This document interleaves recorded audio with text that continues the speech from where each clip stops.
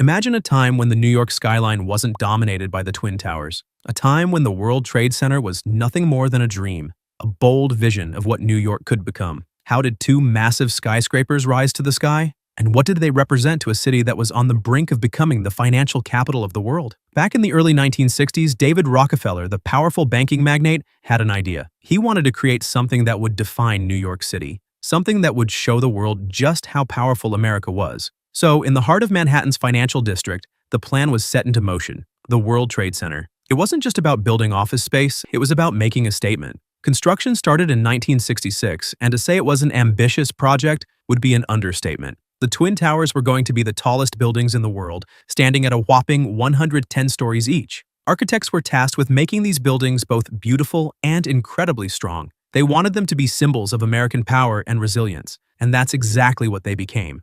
The building process was massive. Picture this: more than 10,000 workers putting together a structure that would change the world. The World Trade Center used something called a tube-in-tube design. It sounds complicated, but basically it meant they built a super strong steel frame and surrounded it with even more steel. This made the towers not only tall but incredibly resistant to the forces of nature. But even as the steel went up, the project wasn't without controversy. People argued about whether the towers were too big, too bold. But once they reached halfway, the towers were already standing taller than anything else in the city. By 1970, the North Tower was finished. Then came the South Tower in 1972. At the time, they were a symbol of modernity, the tallest, most advanced buildings in the world. They changed the skyline forever. When the Twin Towers were finally completed, they were everything New York needed. The North Tower reached 1,368 feet, and the South Tower came in at just a few feet shorter. They weren't just tall, they were icons. They housed over 430 businesses, making them the beating heart of global finance.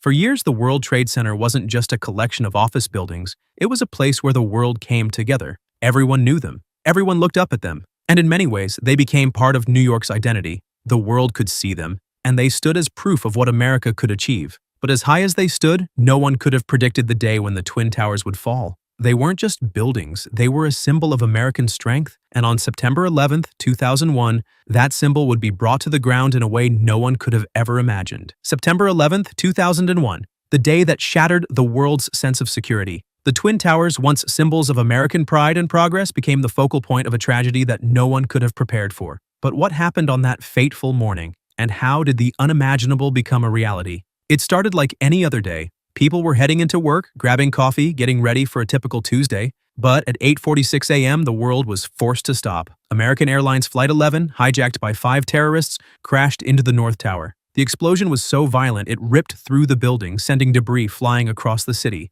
And in an instant, the towers weren't just buildings anymore, they were targets. People didn't know it yet, but the nightmare had only just begun. But the horror didn't end there. Just 17 minutes later, at 9:03 a.m., a second plane, United Airlines Flight 175, struck the South Tower. The world watched in shock, unable to process what was happening. It was clear now, this wasn't an accident. This was an attack. A war had begun, and no one was prepared for the scale of what was about to unfold. The impact of both planes was catastrophic, but the real danger was just beginning. Fire and smoke billowed from the towers, and the entire city was on edge. Inside the buildings, chaos erupted. People were running, trying to escape. In the streets below, the panic was just as real. 911 operators were flooded with calls, many from people trapped in the buildings, unable to make it out. First responders rushed to the scene. Firefighters, police officers, and EMTs risked their lives to help those they could. But the situation was out of control. The towers were on fire, and the damage was so severe, it was clear that no building was going to withstand it. Yet, despite the odds, many stayed behind, determined to help those who couldn't escape. Then came the unimaginable. At 9:59 a.m., less than an hour after being hit, the South Tower collapsed. The massive building fell in a matter of seconds, crushing everything in its path. The North Tower, though still standing, was facing the same fate. By 10:28 a.m., it too came down in a cloud of dust and debris. What happened next was like nothing anyone had ever seen. The iconic towers, once symbols of strength, power, and progress, were now reduced to rubble. Thousands of people, workers, firemen, police officers, civilians, lost their lives when the towers fell. The air was thick with dust, and the streets were filled with panic and confusion. There was no clear way to escape the devastation. It was a moment that would define an entire generation. In the midst of all this destruction, there were stories of incredible bravery. Firefighters who went into the towers without hesitation, knowing the danger but never turning back. Paramedics and police officers worked together to save as many lives as possible, even when the odds were stacked against them. One of the most emotional stories was that of Will Humino and John McLaughlin, two Port Authority police officers who were buried under tons of debris when the towers collapsed. They were rescued after more than 13 hours trapped under the rubble. Their survival was nothing short of a miracle, but it was a testament to the spirit of heroism that defined 9/11. As the dust settled and the scale of the devastation became clearer, the world's reaction was immediate. Global leaders expressed their shock, and the United States became a symbol of resilience. While the U.S. was reeling from the attack, there was an undeniable sense of unity. People all over the world stood in solidarity with America. But amid the grief, there was also a growing realization that this wasn't just an attack on buildings. It was an attack on the American way of life, on freedom and security. The world's most powerful country had been brought to its knees, but that would not be the end of the story. The towers may have fallen, but the world would never be the same. The events of that day would leave scars that would last a lifetime. From the emergency response to the global reactions and the sacrifices made, everything was about to change. The question was no longer about rebuilding the buildings, it was about rebuilding a sense of security, trust, and resilience. The Twin Towers were gone, but the impact of 9/11 reached far beyond the streets of New York City. The world had just witnessed an act of terror on a scale no one could have imagined, and the question was, what would come next? The attack didn't just change the skyline, it changed everything. In the days that followed, the site of the World Trade Center became known as Ground Zero. The recovery was nothing short of heartbreaking. The destruction was vast, 1.8 million tons of debris scattered across lower Manhattan. First responders, firefighters, and volunteers worked tirelessly to sift through the rubble. But it wasn't just about cleaning up. It was about trying to find something, anything, among the wreckage. The efforts to recover bodies and secure the site would continue for months, with many of the workers exposed to toxic dust and debris that would have long-term health effects. But amid the despair, the spirit of New York and the nation was undeniable. Despite the overwhelming loss, there was a resolve to rebuild, to never forget. As the cleanup began, the nation turned its focus on the bigger picture. How do we prevent this from happening again? The answer was a total overhaul of security and intelligence.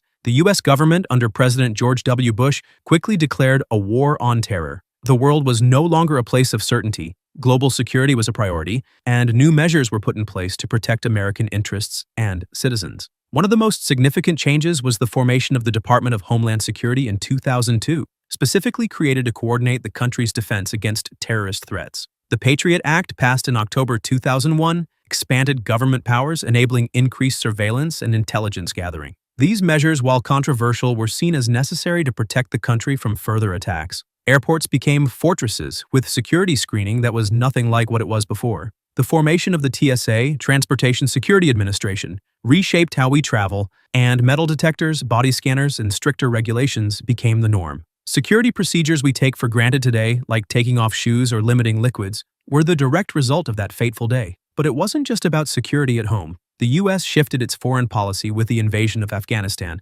targeting the Taliban regime that had provided refuge to Osama bin Laden and al-Qaeda. The war on terror had begun, and it would lead to a nearly two-decade-long conflict that fundamentally changed the Middle East and U.S. foreign relations. While the human toll of the attacks was immeasurable, there were economic consequences that rippled across the globe. New York City, as the financial heart of the U.S., took a massive hit. The stock market shut down for several days after the attacks. When it finally reopened, the Dow Jones Industrial Average plummeted, and the economy started to feel the effects immediately. Key industries were affected. Aviation, already reeling from the grounding of flights, faced steep losses. Insurance companies scrambled to assess damages that reached into the billions. The overall economy faced a downturn, and industries that were directly impacted, like travel and tourism, began to struggle. The U.S. would take years to recover from the economic damage done on that day. But despite this, the resilience of the American economy began to show itself. Wall Street, in particular, quickly made efforts to rebuild, and the idea of recovery took hold. The message was clear: